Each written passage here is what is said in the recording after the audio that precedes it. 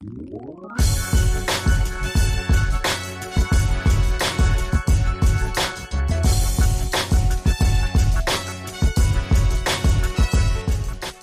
going on, everybody? It is Preston here from the Legendarium. Welcome to episode number 10. Thank you. Today, on episode 10, Andy Peloquin stops by to talk about his brand new book he's got coming out today, plus his first book, plus a few other things. So sit back, relax, and enjoy.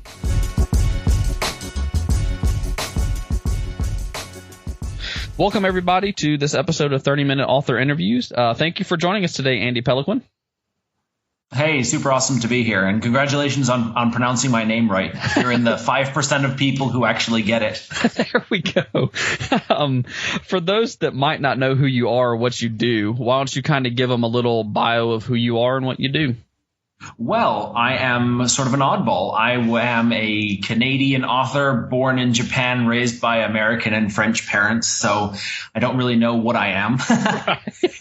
And I write dark fantasy. Instead of the more gothic genres, I write the darker side of human nature, sociopaths, psychopaths, serial killers, assassins, things like that. Very, very dark and grim, but a very uncommon genre. You describe yourself in your bio as a third culture kid. Why don't you explain to people who might not know what that is? What is a third culture kid? And then, if you can, has that helped you in your writing career any? A third culture kid basically is someone who is raised in a culture outside that belonging to either of his parents. Like I said, I'm Canadian with French and American parents, but raised in Japan. So I don't have exclusively Canadian, exclusively French, or exclusively American, but it's sort of an amalgamation of everything at once. And what's interesting is I have seen the effect in my writing, but in a different way than you'd expect.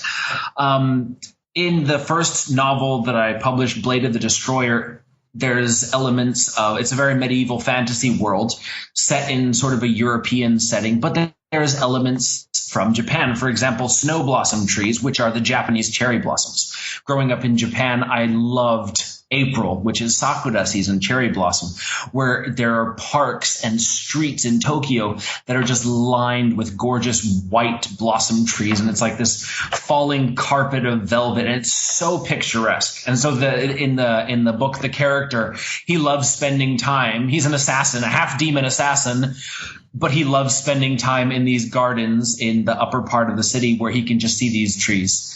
It's just some small spice that makes for a really interesting setting. One of your fans online, her name is I hope I say her name right, is Tisa Me, and she wants to know, why did you choose to write medieval fantasy? I really enjoy the medieval world. Aside from the fact that the modern world, you really have to follow, rules and guidelines. We live in the modern world, so I don't need to know how much time it takes me to drive from my work to my office. The mystery novel set in modern world where a guy sitting in traffic for 5 hours is boring for me. Whereas a medieval fantasy world is something that I've never experienced. It's something none of us have. So there's that element of what if life was different? What if life was like it is back then? So it really enchants my mind to think about what life would be like back then. So how long did you live in Japan? I was there from zero. I was born in Tokyo, and I lived there in Japan, in Tokyo, and then about 5 hours south of there for 14 years. So is there anything from Japan that you miss now that you live here in the United States? The food. Really, the food? Absolutely. And not all of it. Sushi you find all over the world. It's definitely not proper Japanese sushi, but, it'll pass. Yeah. But there's like the little things that I grew up eating, the Japanese candies. They have these pickled plums that are so sour, and everyone who tastes them hates them, but I love them. Or dried fish sticks, just like traditional Japanese food and snacks and stuff, like the street food that you can't find anywhere else. I'll have to try the food if I can get over there sometime. Or just go to a Japanese market or something and just stroll through and look at the weird stuff. Oh, if you ever find Japanese mayonnaise, put it on your salad. It is the most delicious thing ever. Really? Yep. I'm gonna write Japanese mayonnaise. I'm gonna write that down and I'll add it to my salad. Anyone in the West who hears that, they're like, ew, that's so gross, because the traditional Western mayonnaise is really thick and heavy, whereas the Japanese mayonnaise is made with rice vinegar in it, so it's much lighter. It's got a different taste from the Western mayonnaise, and I didn't know what salad dressing was until I came over to this side of the world, because it was always just mayonnaise on our salad. Really? Yeah. My wife might fight that one. She's a big Duke's mayonnaise fan, but I'll have to see if I can find Japanese mayonnaise and try it out. So we have you on today. We're doing kind of a special interview. We normally release these on Wednesday, but today is August 19th. And you have a new book coming out today called the Lament of the Fallen, which is the second book in your series. Why don't you tell everybody what your series is called and kind of a book blurb on what this series is about? All right. Well, the series is called The Last Bucellari, and it follows the half-demon assassin known as the Hunter. He only has the name the Hunter. It's the name that he's been given by the people of the city, sort of as the boogeyman. Everyone's afraid of him. He's built this reputation of fear because he is such a badass assassin. In the first chapter, in the first 5 or 10 chapters, you get 15 to 30 deaths that he causes, just by being awesome. But it's more than just an action novel. It really looks at what drives someone to kill. In doing research for this character, I ran across a paper published by the Secret Service. And they basically broke down the motivation for assassins into 8 different elements, whether it's for money, trying to send a statement, avenging a wrong, just 8 different things that would motivate someone to take up a weapon and kill someone. And money, of course, is one of them. So that's your classic assassin. But then the assassin also has a voice in his head that drives him to kill. And if he doesn't kill, the voice gets louder and louder and louder until it's basically taking over his brain. So he's adopted this habit or this lifestyle, this profession of killing people as a way of finding peace from his own inner demons, literally. How many books are going to end up being in your series? It's going to be 6. I've got the first 2. The second book's coming out now in August, today. Thank you. The next one hopefully will be out early 2017. And I will be finished, or I will be about 50% of the way done with book 4 by December. Wow. Now, how do you find time to write? Because I follow you online, and you seem to go to, or I've noticed you go to a lot of conventions, and you're very active with your fans and stuff. So how do you find time to write in your life? Well, I am fortunate enough to be a freelance writer, so I get to work from home every day. Awesome. And yeah, so I have been doing it for about 5 years now, and I've gotten my client base pretty well developed, well established, so I can get my work out of the way in the morning after lunch, pick up the kids, go to the gym, the usual day-to-day things. I can fit in about an hour and a half every afternoon. I'm very fortunate. That is awesome. So the more that you continue to write in this world, do you think you will continue past book 6 in this world, or is book 6 going to be the last and final book in this world? Book 6 is going to end very likely the story of the Hunter. Okay. Because it follows a very specific character journey. But, I'm not going to close the door on one day writing another series and a prequel, sequel, something. I don't know. I just know that for The Hunter right now I have 6 books. However, I am actually shopping around the first book in a trilogy set in the same world with a completely different character, but with plenty about it that anybody who reads the Last Bucellari series, it'll be like a lot of Easter eggs. Oh, I remember this character or this name or this thing from the other series. So the world is definitely going to continue growing. That is awesome. Do you have all six? Do you have the ending for book 6 kind of already planned out? Do you have a outline for where you want to go in each book, or are you just kind of seeing where the story takes you? When I started, it was definitely seeing where the story was going to take me. I wrote book 1 originally as a graphic novel. And the person who I sent it to, the publisher, they passed on it. They said, this is a great story, but it's not in line with the world that they were building. So I decided, okay, I'm going to turn this into a novel. It turned into a novel. And writing it, I realized, okay, you can't end the story here after – I'm not going to tell you what happens, but right. After things happen. And so I was like, okay, I'm going to put it into 2 books or 3 books. And I knew I wanted to make it at least 3. But then as I went developing the character and the story and the world, I realized 3 wasn't going to be enough. And so as I started writing book 2, it grew and grew. And by the time I reached book 3, I had elements for book 6 down. So now that I've written the rough draft of book 4, I've introduced sort of the main villain of the series in book 4. And I know how I want it to end. I still don't know all the details because I do like to do a bit of writing on by the seat of my pants, but I do have enough of an outline that I can pick up and start working on it, and I'll be good. Why did you decide to write kind of an anti-hero book? What made you go that route? I'm a huge fantasy fan. If it's sold as a fantasy book, I will probably read it or know about it or be reading the blurb to see if I want to read it. Right. But my favorite books of all time have been the ones about people on the wrong side of the law. You know, take Brandon Sanderson's The Stormlight Archives, The Way of Kings. Have you read that one? I have not.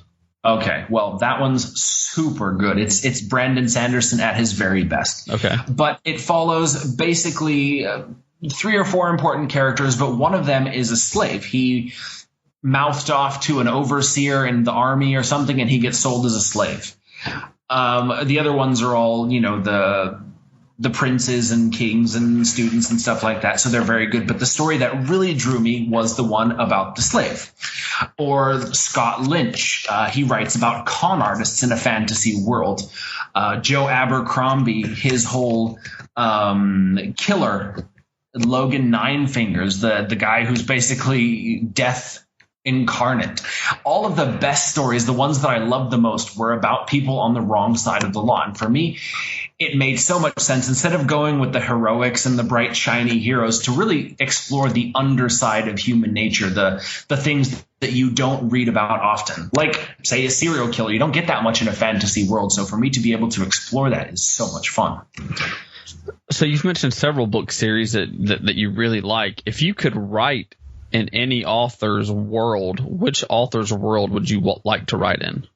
Oh man, that is so tough. You know, I would have to say that I would have a hell of a time writing a Conan the Barbarian novel. Gotcha.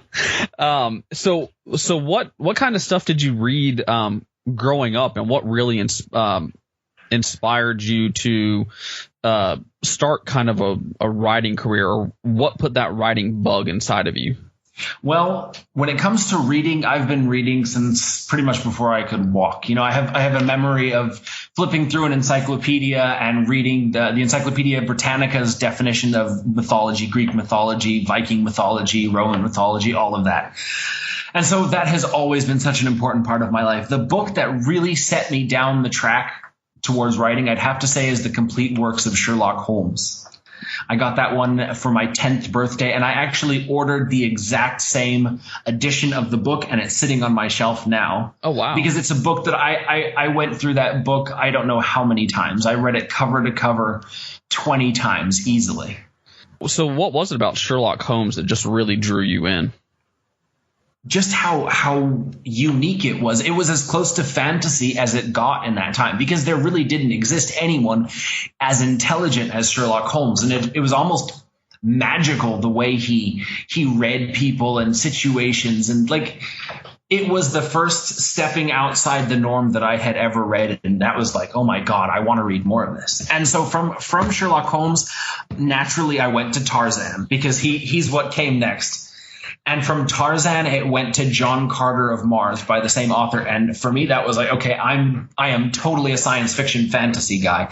And from there, I read The Wheel of Time and a lot of the classics, Conan the Barbarian, Solomon Kane, all those. But that was just Sherlock Holmes was my gateway drug.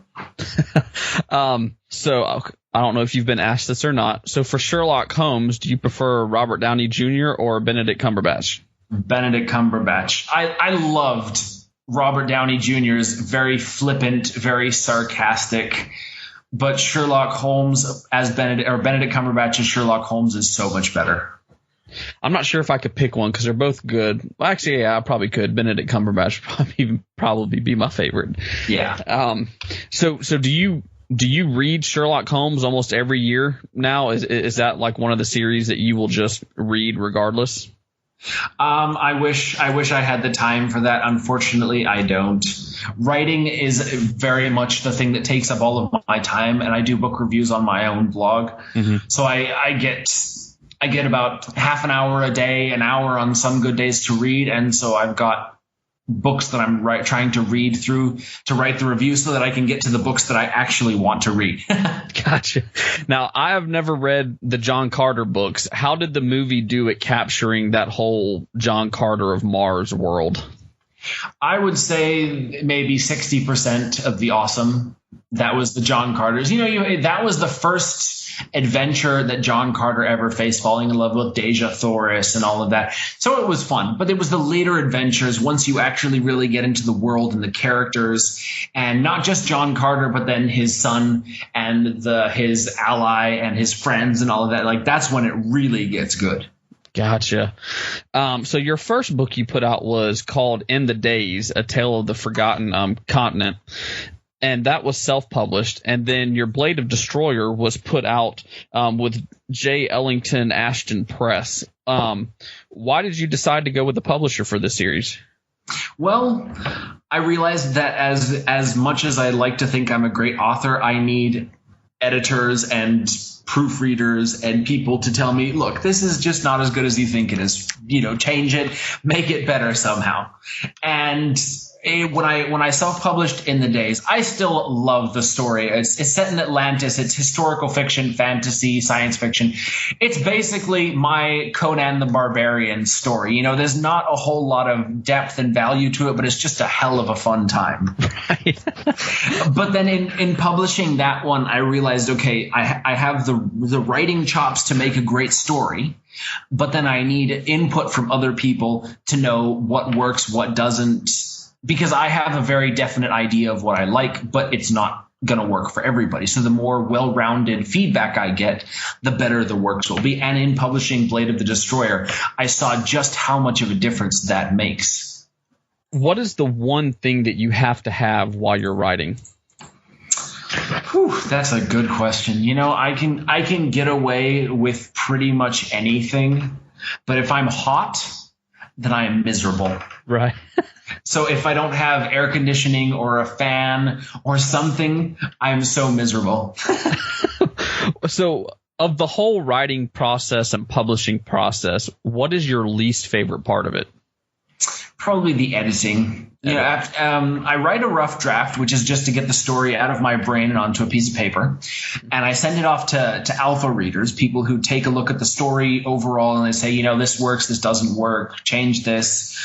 And then I get those notes back and I do a first draft. And after I do that first draft, I send it to beta readers, and that's when they really give me the nitty-gritty notes about the small things. The sentence is showing, it's telling instead of showing, or your character would never say this, or things like that. And so that always is so much work to go sentence by sentence and correct it and make sure that it's just right. And it's such a drag. Of course, it's a very important part of the process, but right. The best part for me is always just, hammering out the new story right straight out of my brain. What was the hardest part for you in creating this world that you've created with the Blade of the Destroyer? You know what? I think keeping it consistent has been the hardest part. When I first wrote The Hunter, he was this badass character who took no shit from anybody, was never afraid. And so when I got comments back from the beta readers, it was like completely unrealistic. Change this, make him human, give him flaws, make him relatable. That took a little bit of effort.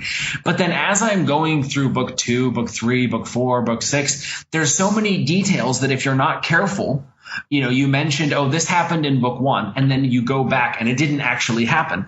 Or something that you think should happen in book 5 already happened in book 1 or 2. So keeping the world consistent and on track and everything happening properly can often be kind of difficult. Now, in the books you have written, do you have a favorite line that you have written? And if so, what is it and why is it your favorite? In the first draft or in the first publication of Blade of the Destroyer, every time he met a new character, they would curse and say, Hunter.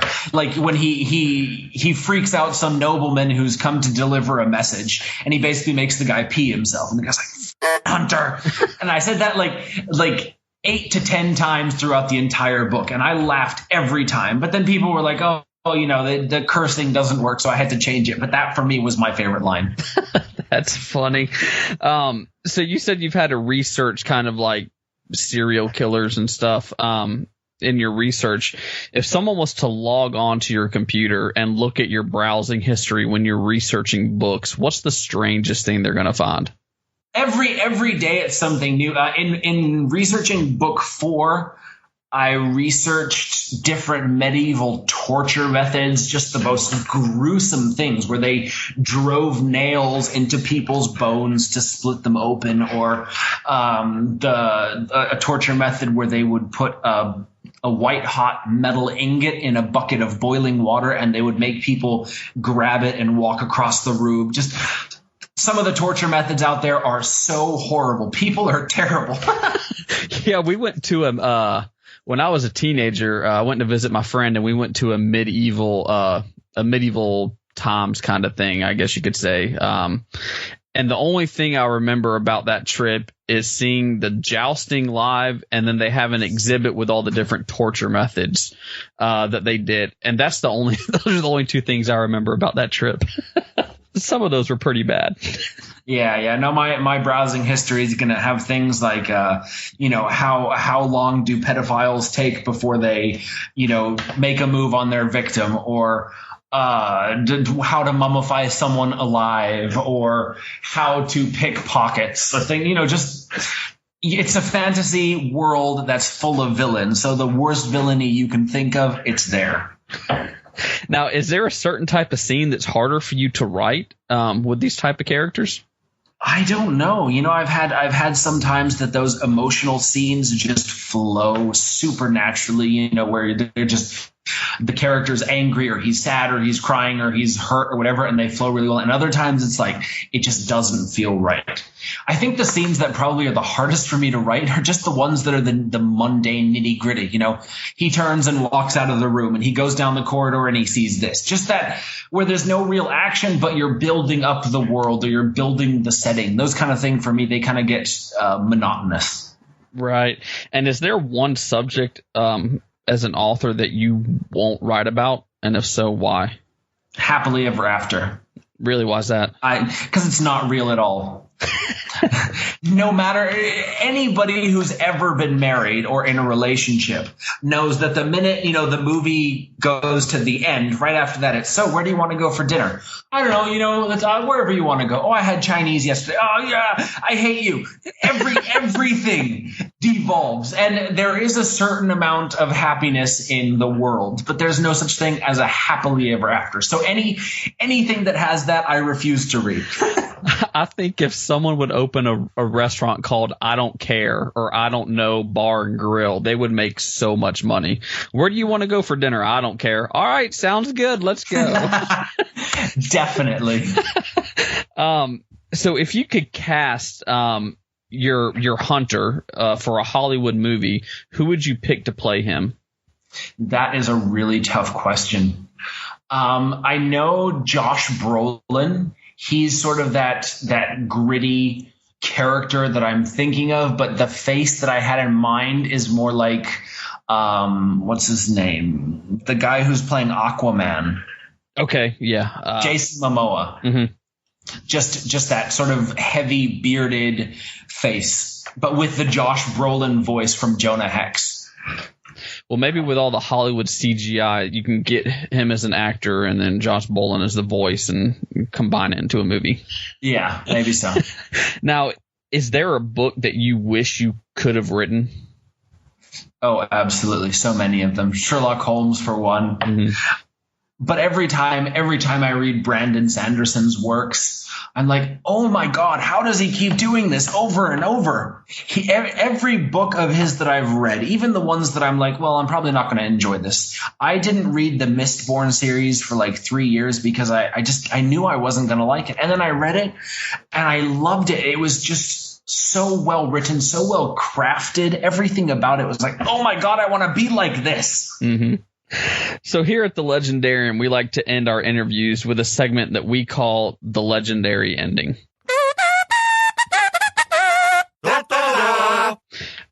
These are just going to be some random questions. Just whatever first pops in your head is okay. That sounds terrifying. It might be. What songs are currently on your writing playlist? Five Finger Death Punch, Selena Gomez, Simon and Garfunkel, Skrillex, Andre Rieu. That is a very range of different types of music. Eclectic is the word I like to use. Yes. If you were stuck in a zombie apocalypse with one of the book characters that you've created, who would you want to be stuck with? The Hunter, clearly. And if you could pick any character from any media source, movies, comics, books, television show, to be stuck in a zombie apocalypse with, who is it and why? Oh, that is such a tough question. I think probably Kaladin from the Stormlight Archives by Brandon Sanderson. Between his powers as a Knight Radiant and his badassness, he would be a pretty great character to be stuck with. And let's say our listeners are going to be stranded somewhere for a long time, and they can only have 2 books with them. One of them is your Blade of Destroyer. What's the other book you would give for them to be stranded? The complete works of Sherlock Holmes. It's a great book that'll take up, well, it took me like a week to read through all 560 pages. Mm-hmm. So it'll keep you occupied for a few weeks. If you had a time machine, where would you travel and why? I'd probably go to medieval times because I would be such a great Viking. I'm 6 feet tall. I weigh 280 pounds. I'm a hairy, big, pale-skinned, blue-eyed guy. I would have fit in perfectly with the Vikings or the Britons or the Franks. I would have been great at that. If you could write under a pen name, what genre would you write and why? Oh, I don't know. I have no clue. I love my genre. I think sometime it would be so fun to write like a humorous erotica, like dinosaur erotica. Whoever wrote that is a genius. So if I would write under a pen name, it would be something absolutely ridiculous like that. That's funny. And if you had to pick one genre to read for the rest of your life, which one would it be and why? Fantasy, for sure. Fantasy. There's so much you can do with fantasy. If you had to pick either Marvel or DC for the rest of your comics, movie, and television entertainment, which one are you going to pick and why? For the most part, Marvel all the way, but the DC TV shows, Arrow, The Flash, all of those are so good. I'm going to have to go with Marvel, though, because they have Deadpool. You're going to have to go with Marvel and hope that they can up their TV game. Yes. That's not to say that I don't love the Agents of S.H.I.E.L.D. and, Daredevil, Jessica Jones, out of the park. Right. So good. But The Flash is just so much fun. And so the question that we're famous for, a penguin walks through the door right now wearing a sombrero. What does he say and why is he here? Oh, man. I answered that one in the interview, and I don't remember. I remember feeling so dissatisfied with my answer because I'm so not good at humor on the spot. Right. He would probably say, "Hola, muchachos, ¿tienen helado?" And before we leave, do you have any advice, whether it be for writing or for life, that you'd like to share with our listeners? Oh man, for writers, I will say this: get used to the long hours of the work that you hate. Writing is 20% fun and 80% just working your ass off at editing, at studying, at drafting, at marketing, learning. It's so much work, but it's so fun when you get to see people's faces light up at this character or this world you've created. So worth it. That is awesome. And where can listeners go to learn more about you and the books that you have written? Well, do a Google search for Andy Peloquin, and you will find my Facebook page, Andy Peloquin, my website, Andy Peloquin, Amazon, and everything is under Andy Peloquin. Sounds good. Well, for those that want to learn more, head over to thelegendarium.com, and in the show notes for this podcast episode, we will have a link to your website, your Facebook page, and your Amazon store. Awesome. Well, thank you for joining us today for this episode of 30-Minute Author Interviews. I appreciate you coming on. Thank you so much for having me. It's been a blast. Well, guys, that's all the time we got for this episode. Thank you for stopping by on a Friday and checking out this special edition of 30-Minute Author Interviews. I appreciate it. I hope you come back on Wednesday and every Wednesday when we release a brand new episode of 30-Minute Author Interviews. And if you would, head on over to legendarium.com, check out all the different places you can subscribe to the podcast. And if you would, please head to your favorite one and rate and review the podcast. It would really help it out. And until next time, guys, have a good weekend, have a safe weekend, and on top of it, have a legendary weekend.